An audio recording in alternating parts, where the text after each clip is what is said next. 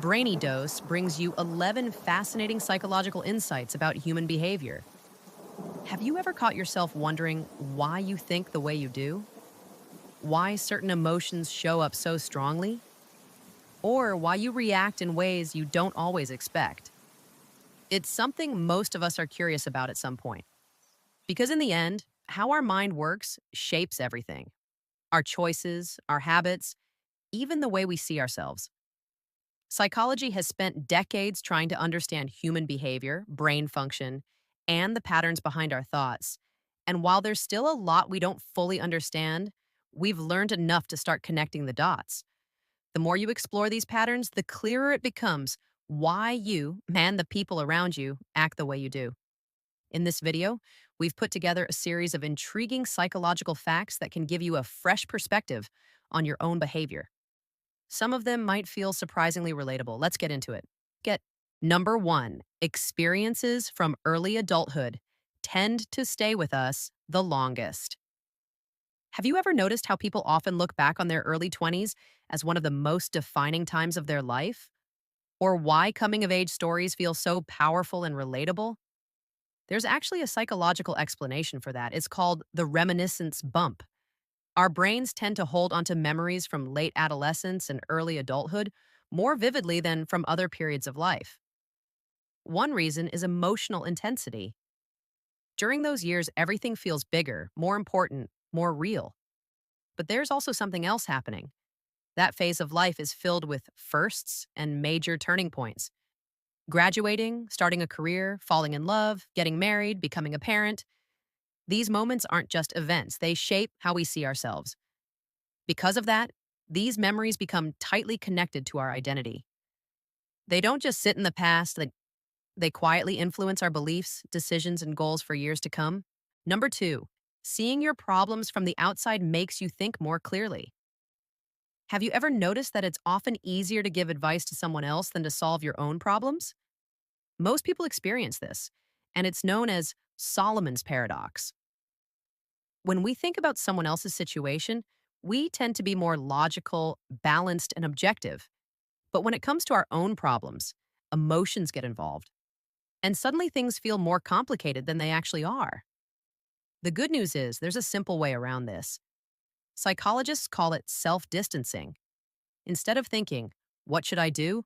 try imagining that you're observing your situation from the outside, like you're advising a friend in the same position. That small mental shift can create just enough space to help you think more clearly and make better decisions. Number three, the less someone knows, the more confident they may seem. You've probably seen this happen before, maybe at a family dinner or in a heated discussion. Someone speaks with absolute certainty, convinced they're right, even when it's obvious to everyone else that they don't fully understand the topic. This is known as the Dunning-Kruger effect. It's a cognitive bias where people with lower ability or knowledge in a certain area tend to overestimate how competent they actually are. At the same time, people who are more skilled often doubt themselves more. Why does this happen? Because recognizing your own mistakes requires a certain level of awareness. And ironically, the people who lack that awareness are the least likely to notice it. Number four, more aggressive people often choose. More aggressive dog studies have found an interesting connection between personality and the type of dogs people choose. Owners of breeds that are commonly seen as aggressive tend to score higher in traits like anger, hostility, and impulsiveness. This raises an interesting question. Do people choose pets that reflect aspects of their own personality? It's possible. After all, we naturally gravitate toward people who are similar to us, so it wouldn't be surprising if the same applies to animals, but it's not the whole story. Environmental factors can play a role too. People who live in high stress environments, such as areas with higher crime rates, social isolation, or constant pressure, may feel a stronger need for protection. In those cases, choosing a more intimidating dog can feel like a practical decision, not just a personal one. Number five, daydreaming is often a sign of a more active mind. If you've ever been told to stop daydreaming in school or during work, you're not alone. It's usually seen as a distraction, something unproductive. But research suggests it's a different perspective. People who tend to let their minds wander more often are frequently more creative and may even score higher on measures of intelligence. Their brains aren't necessarily distracted, they're just working differently. In fact, studies show that frequent daydreamers often have more efficient brain activity. This means they can switch between focus and internal thought more smoothly than others. They might drift off during simple or repetitive tasks, but when it matters, they can quickly snap back into focus without missing important details. So, that zoning out moment, it might not be a flaw. It could actually be a sign that your brain has more capacity than it needs for the task at hand. Number six, rejection doesn't just feel painful. It actually is. Have you ever felt that strange, heavy sensation in your chest or stomach after being rejected by someone? Almost like a physical odor, even though nothing actually touched you? That feeling isn't just in your head, at least not in the way people usually mean. Studies show that the brain processes social rejection in many of the same regions that are activated during physical pain. In other words, when you're rejected, your brain reacts in a way that's surprisingly similar to being physically hurt. That's why even small moments of rejection, a cold reply, being ignored, or not being chosen, can feel much stronger than they logically should. Your brain doesn't treat it as something minor, it treats it as something that matters. Number seven, thinking in a foreign language can change the way you decide. You might assume that your decisions would stay the same no matter what language you're using. But interestingly, that's not always the case. Research suggests that when people think or speak in a foreign language, they tend to make more rational and less emotionally biased decisions. Why?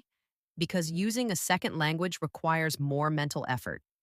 You're less likely to rely on quick, automatic reactions and more likely to slow down and process information carefully. There's also evidence that the brain regions involved in controlling impulses and emotions are more active when using a foreign language. As a result, emotional responses become slightly muted, and that can lead to clearer, more balanced choices.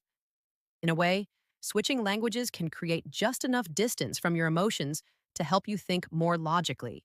Number eight, we judge others by their personality, but ourselves by the situation. Imagine this: someone cuts you off in traffic. Instantly, you feel irritated, maybe even angry. Your first thought might be something like, "What's wrong with this person?"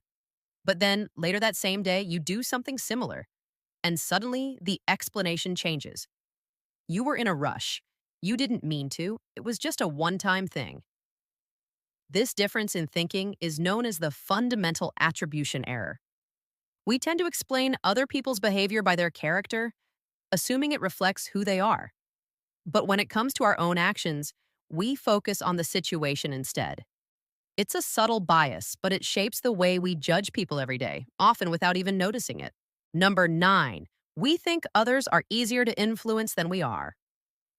Most people believe they're pretty good at resisting manipulation, especially when it comes to advertising or persuasive messages. But at the same time, they assume that everyone else is much more easily influenced. This is called the third person effect. We can clearly see how ads, social media, or messaging might affect other people's opinions or behavior. But we tend to underestimate how much those same influences affect us. Even when we think we're being objective, repeated exposure to certain messages can quietly shape our mood, preferences, and attitudes over time. And the less interested we are in something, the more likely we are to believe it has no impact on us, and even when it does. Number 10, dopamine keeps you searching for more, not feeling satisfied. Have you ever opened your phone just for a second and then suddenly realized an hour has passed? That's not sluchinist. It's your brain's reward system at work. Dopamine is often called the pleasure chemical, but it's actually more about anticipation than satisfaction. It pushes you to seek, to look for something interesting, something new, something rewarding. Every scroll, every notification, every new piece of information gives your brain a small signal that something better might be just one step away. And that's the key, might be. Because the loop isn't designed to make you feel fully satisfied. It's designed to keep you searching. That's why it's so easy to get stuck scrolling, even when you're not really enjoying it anymore. Number 11, helping others can quietly improve your own life. Helping others might seem like something you do purely for their benefit, but research shows it has a strong impact on you as well. People who regularly volunteer or support others often report higher levels of happiness, better health, and a stronger sense of purpose. Part of this comes from reduced loneliness. When you help others, you naturally create more meaningful connections, and those connections matter more than we sometimes realize. There's also evidence suggesting that people who consistently give their time or energy to others tend to live longer, not because helping is some kind of magic solution, but because it supports emotional well being, reduces stress, and builds a more connected life. Even though these psychological insights are fascinating, it's worth remembering that many of them come from studies with limited sample sizes. They're not absolute truths, but they do offer valuable ways to better understand how we think and behave. And sometimes just being aware of these patterns can change the way you see yourself and the people around you. If you found this video interesting, consider sharing it with someone who might enjoy it too. And if you want to explore more topics like this, make sure to subscribe and stay tuned for future videos. Don't forget subscribe, like the video, and turn on notifications.